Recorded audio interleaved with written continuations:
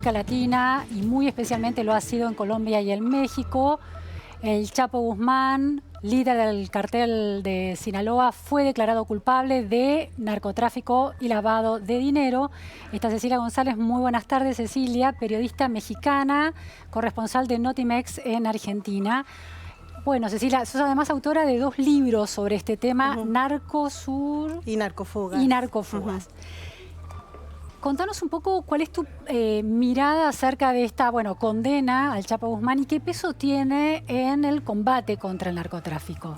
El peso es prácticamente nulo porque en realidad la condena de narcotraficantes, condena a encierro o asesinato, como ocurrió con Pablo Escobar en Colombia, no han terminado con el problema de fondo, que es la violencia que genera la guerra contra el narcotráfico. Así que más bien se hace algo como espectacular, como que todas las miradas están puestas en un líder que efectivamente va a ser o hasta ahora será el último líder de América Latina, que es el Chapo Guzmán, porque ya los cárteles se reconfiguraron y va a ser muy difícil que haya un capo de esa envergadura. Ah, qué interesante. Tiene un peso específico y además la historia del Chapo Guzmán, bueno, en per se es como muy interesante, a muchos les seduce. Pero dejando de lado el tema del Chapo Guzmán, el fenómeno sigue, la problemática continúa. Eso es lo que habría que subrayar más porque, insisto, se convirtió en un show el juicio. Y además está lleno de muchas aristas contradictorias, como el hecho de que se haya llevado a cabo en Estados Unidos.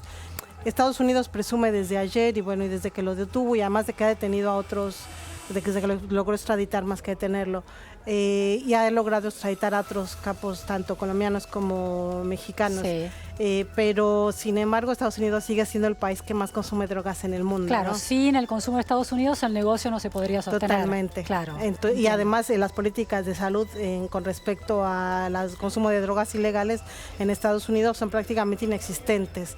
Entonces siguen priorizando un combate policial militarizado en América Latina y no establecen mecanismos de prevención en su propio país. Entonces, mientras, no importa qué tanto decomises, no importa qué tantos capos detengas, no importa qué tanto alardes, porque finalmente tu público está consumiendo, está demandando un producto y si no son unos van a ser otros, se va a seguir vendiendo. Claro, vos lo que señalás es un problema estructural más allá de estos nombres claves. Ahora, me interesa entender esto que aludiste muy al pasar, de que la condena y detención definitiva del Chapo Guzmán no representa, o uno podría decir, bueno, muerto el rey, viva el rey. Si hay un líder narcotraficante, un jefe de un cártel que cae, surgirán otros detrás de él.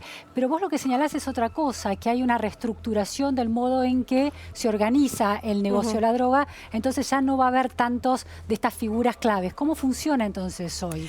Mira, lo que pasó en Colombia, primero con la desarticulación del cártel de Medellín y de Cali, fue que se dividieron todos, hubo una diáspora criminal, digamos. En vez de hacer una gran estructura piramidal con un jefe, se han armado muchos cartelitos, les llegan a denominar. Cartelitos. Claro, porque el fenómeno sigue. Por ejemplo, Colombia continúa encabezando la producción de cocaína a nivel mundial. Eso no se cambió, la cocaína se sigue produciendo. En México, a raíz de la guerra contra el narcotráfico que se decretó desde el año 2006, lo que pasó fue similar. Fueron capturando montones de narcotraficantes y con incluso detenciones espectaculares o capturas y recapturas como la del Chapo Guzmán, que se fugó 2 veces de cárceles de máxima seguridad. O sea, las jerarquías de los carteles de la droga se modificaron totalmente. Podríamos pensar que las organizaciones criminales ya tienen estructuras más horizontales que verticales. Entonces eso también te dificulta, pero insisto que el problema de fondo es que hay una mercancía que es ilegal y que tiene un público que demanda en demasía. Ese público va a seguir comprando, no importa quién se las venda. Cecilia, la guerra contra la droga en México, ha despertado grandes polémicas. ¿Cuál es el resultado en términos numéricos, en términos de personas asesinadas en esta guerra, de dineros públicos invertidos para contener toda esta situación? Sí, la guerra, me encanta que me hagas esta pregunta porque se suele perder mucho de vista justamente por hablar de los narcotraficantes o de los capos. Pero en mi país ha ocurrido una tragedia humanitaria en estos 12 años que ha dejado un saldo de más de 300 200.000 personas asesinadas, de más de 40.000 desaparecidos en un sistema supuestamente democrático. Hay decenas de miles de desplazados, de sociedades enteras, poblaciones enteras que han tenido que abandonar sus lugares de origen ante la violencia. De fantasmas, totalmente, o fantasmas o tomadas por el narcotráfico. También es el segundo país más peligroso del mundo para ejercer el periodismo después de Siria, y hay cantidad récord de asesinatos de defensores de derechos humanos. Todo esto, insisto, habla de una tragedia de la cual se ha hablado muy poco en América Latina y muy poco visible, pero ahí están. Y en ese sentido, también el caso del juicio del Chapo Guzmán deja muchos caminos para abiertos, porque es necesario que los capos como él y otros que están siendo juzgados digan dónde están esos 40.000 desaparecidos, qué hicieron con ellos, ¿no? Ustedes bien saben de ese tema, aunque en otro tiempo y en otro contexto, pero es súper necesario. Esos 40.000 desaparecidos son personas desaparecidas por digamos, los ejércitos del narcotráfico, por ejércitos paramilitares que combaten al narcotráfico, por fuerzas del Estado en acciones ilegales. ¿Quiénes son los responsables de esas 40.000 desapariciones? Se tiene que investigar. Sí, en los casos que se ha comprobado, o la tendencia, por ejemplo, la guerra empieza en el año 2006 y a partir del año 2007, 2008 comienzan las desapariciones masivas. En el año 2014 fue la de los 43 estudiantes de Ayotzinapa, que fue el caso que más repercusión tuvo, pero ni siquiera fue el numéricamente mayor. Ha habido fosas comunes en las que hay 193 cuerpos en una masacre en el norte, en Tamaulipas. Lo que hay es una connivencia total de muchas fuerzas de seguridad con los cárteles. Entonces eso ha impedido que haya investigaciones a fondo. En este caso, muchas organizaciones y ciudadanos mexicanos estamos muy agradecidos con el trabajo que hace el equipo argentino de antropología forense, que en estos años ha logrado identificar a más de 200 víctimas tan solo en México.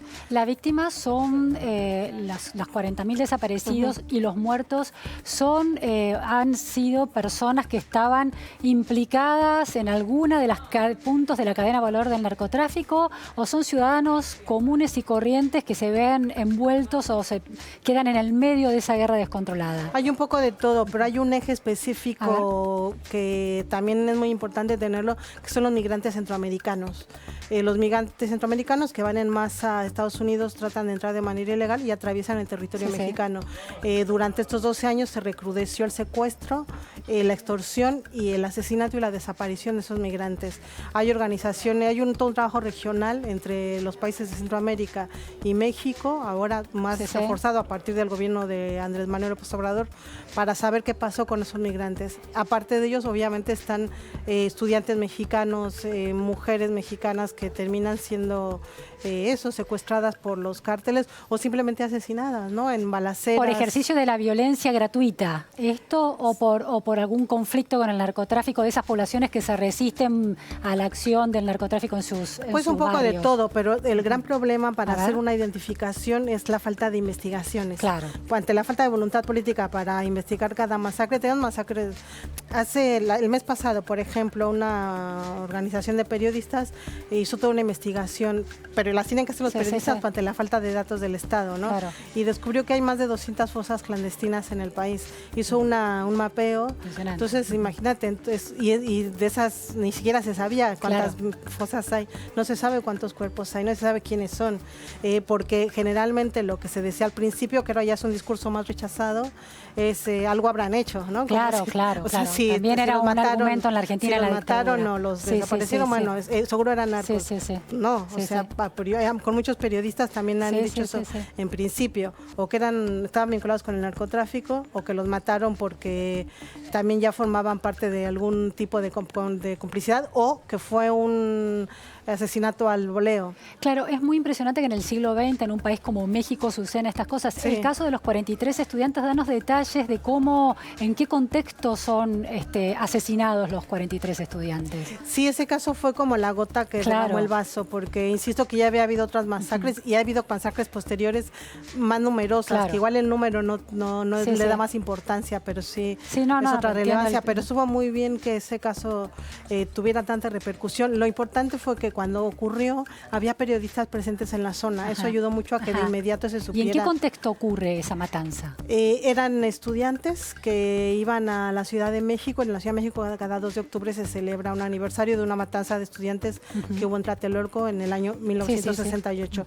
Estos estudiantes de Ayotzinapa, de Guerrero, que es una de las zonas más pobres de México, eran estudiantes para maestros rurales de esas regiones. O sea, eran chavitos, digamos nosotros, que estaban estudiando docentes, que eran pobres para enseñar a los más pobres. Claro. Pues era como todo demasiado ofensivo y muy alevoso. Pero insisto en que ahí fue muy importante que desde el principio hubiera presencia de periodistas, porque ellos pudieron contar desde el inicio las manipulaciones de las escenas, las declaraciones contradictorias, el papel de las fuerzas de seguridad. Y la matanza se hace porque llegan las fuerzas del narcotráfico. Hasta hoy no se ha sabido qué pasó. La versión, una de las versiones más sólidas es que para ir a la Ciudad de México ellos generalmente tomaban camiones, con autobuses de largas distancias.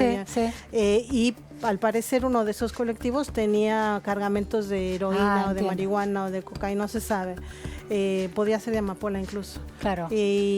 Pero es una hipótesis, porque la investigación no ha avanzado de manera decente como para tener idea, ¿no? No se sabe por qué, exactamente no se sabe por qué los secuestraron ni por qué los secuestraron, pues siguen desaparecidos.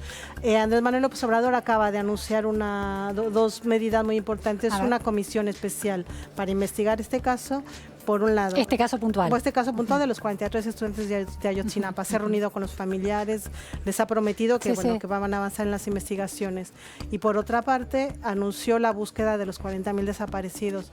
Así que hay un trabajo tremendo. Es muy importante lo que señalas, porque si hay una guerra, el número de 300,000 bajas, alguien podría sostener, confundido o mal informado, que es un éxito, de que son todos narcotraficantes que han sido de alguna manera en acciones militares del Estado, legales y justificadas, bueno, su vida se ha terminado. Y sin embargo, es terriblemente confuso el escenario. Más que confuso, lo que sí se ha demostrado es que la guerra contra el narcotráfico y la militarización en la lucha contra el narcotráfico en todos los países en donde se aplicó incrementó las violaciones a los derechos humanos y provocó una connivencia criminal que no existía de esa manera. Que es sistematizó algo que no existía. Facilitó. Claro. Y además exponenció la violencia. Claro. Y la violencia en todos los ámbitos, insisto, y que es muy probable que el presidente Enrique Peña Nieto enfrente denuncias por delitos de lesa humanidad ahora que ya dejó el cargo. ¿En qué contexto esos delitos? Los 43 estudiantes desaparecidos de Ayotzinapa en particular, pero también hay otras matanzas de diferentes pobladíos. ¿Pero por qué se lo responsabiliza a Peña Nieto de eso? Porque él intentó cerrar la causa de los 43. Bien, por no investigar los hechos. No tanto por no investigar, sino por no investigar y por ocultar pruebas por tratar de que quedara impune. Claro. Que no quedó ese caso cerrado gracias precisamente al trabajo del equipo argentino de antropología forense, que demostró que había manipulación de las pericias, de los cuerpos de la escena del crimen.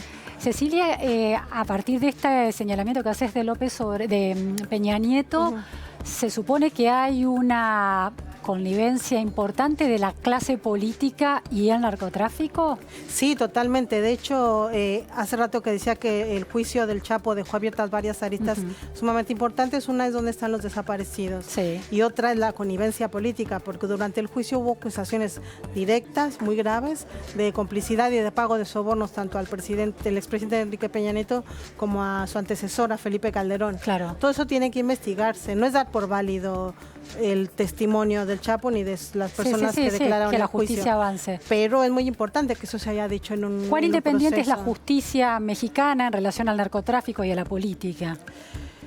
Es una pregunta muy complicada porque insisto que no se ha podido... Mira, por ejemplo, de los 140 periodistas asesinados en México, ningún caso se ha avanzado, ningún caso se ha resuelto. Así que mucha esperanza en la justicia no se tenía.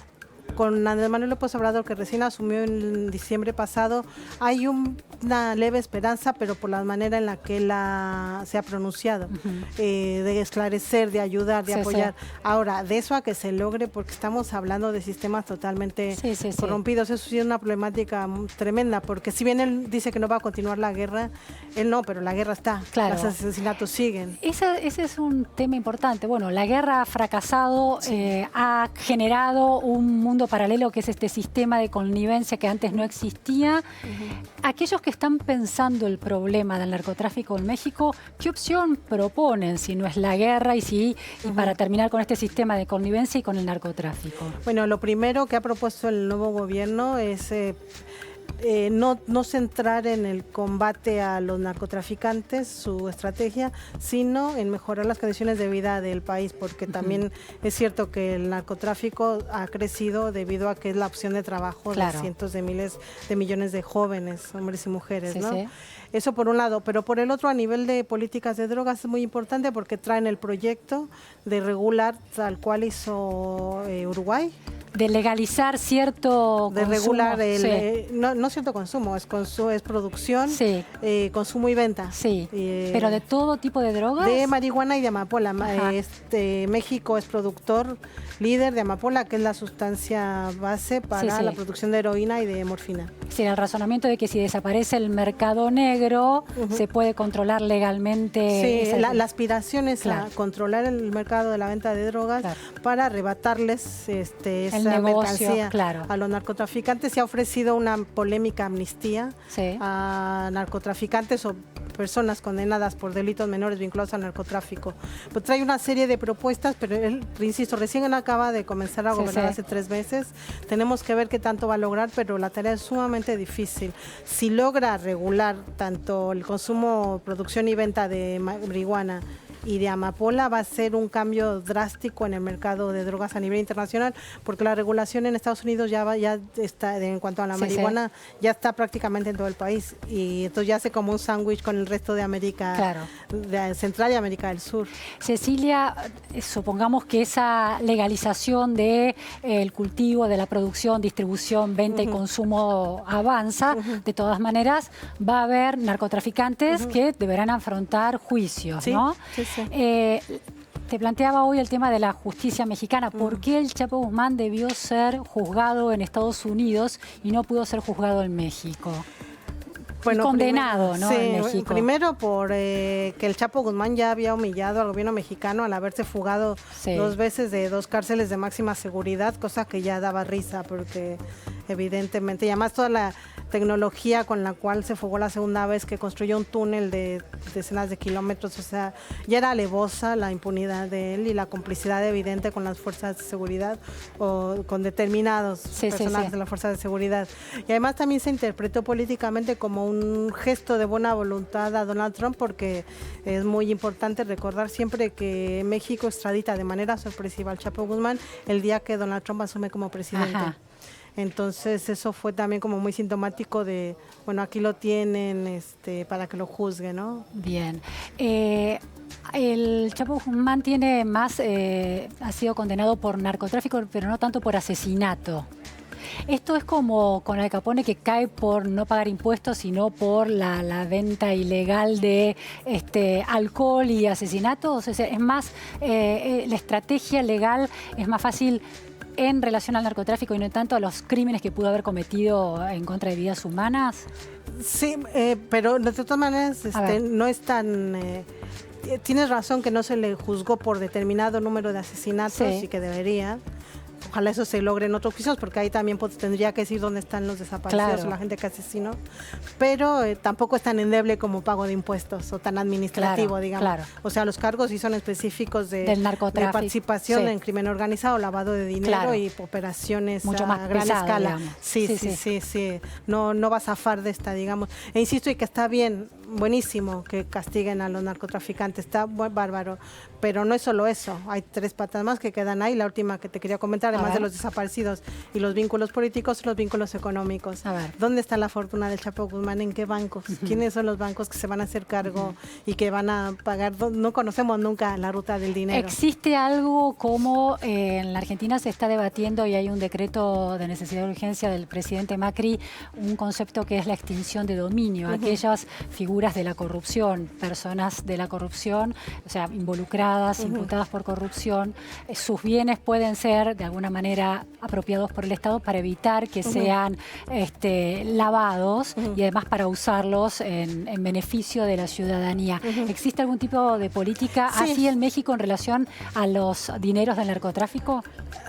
Sí, pero en realidad es muy complicado porque la gran parte de las fortunas de los narcotraficantes están en bancos extranjeros, bancos extranjeros de los cuales nunca se hacen cargo o incluso se llegan a saber casos específicos de bancos que lavaron dinero del narcotráfico a los cuales solamente las instancias de Estados Unidos, las autoridades, les dan una multa.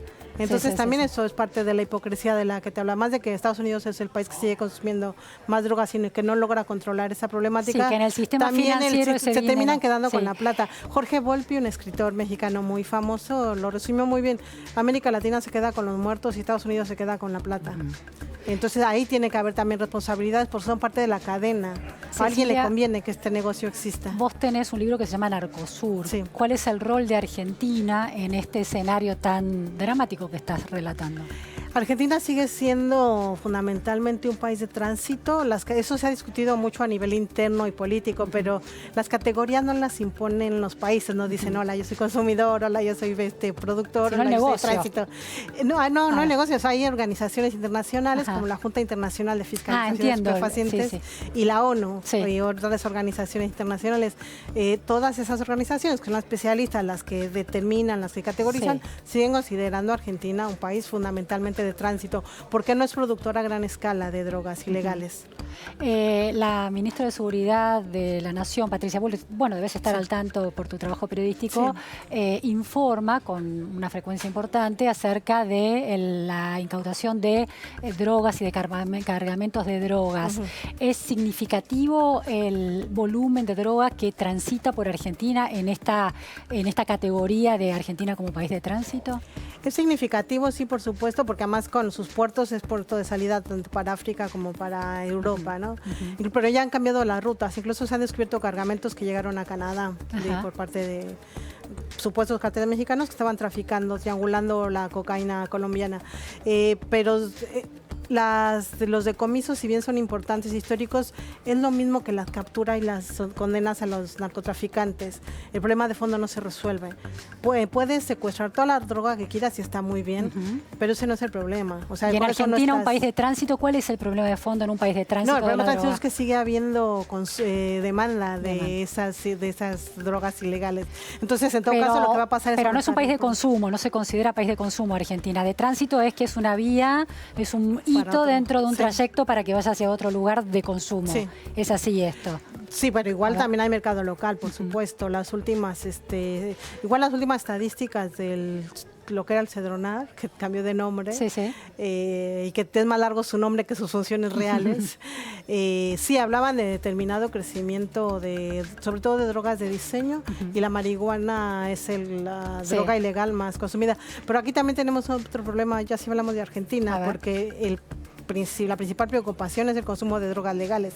El alcohol, por ejemplo, entre los jóvenes es como una problemática que no está suficientemente atendida. Y también ahí vemos luego la disparidad de cómo se atienden y por qué se eligió que unas drogas fueran legales y otras ilegales, cuáles son más dañinas, cuáles son menos dañinas, cuáles son efectivamente pueden usarse con fines medicinales. Claro, pero eso es algo general, ¿no? Digo, en todos los países el alcohol, por lo menos en los países occidentales, el alcohol es una droga legal. Si tiene, claro, pero por eso se tendría que repensar, bueno, ¿y por qué son legales esas y por qué son ilegales las otras? Un cambio de paradigma para pensar el problema del narcotráfico. Totalmente. Muchísimas gracias, Cecilia. Muy interesante tu aporte. Gracias, buenas tardes. Muy amable.